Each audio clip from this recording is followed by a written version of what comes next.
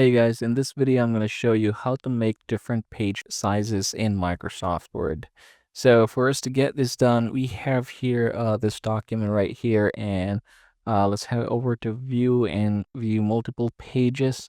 You can see that they are in the same size. They're actually in size letter or 8.5 by 11 inches. So what if, say, for example, we're going to change one of these. Let's head over to this part right here.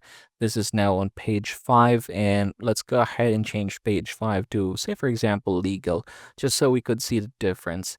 Now, we're going to go ahead and put our slider here, head over to sizes, more paper sizes, and this time, let's go ahead and choose legal from here. And yeah, what we are going to do is choose this section. If you're seeing it, that would be easier. So if I am going to go ahead and hit OK, you can see that now this becomes legal, and then the rest is still the same size. But what if, say, for example, you're not seeing that one?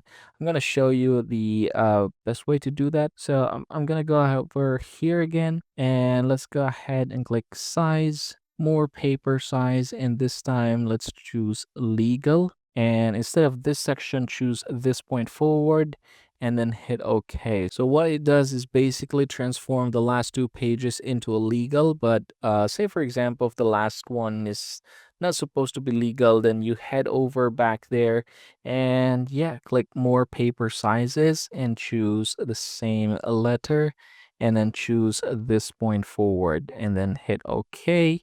And then you can see that now they are back to a letter. So yeah, that is the easiest way in order for us to change paper sizes here in our Word document.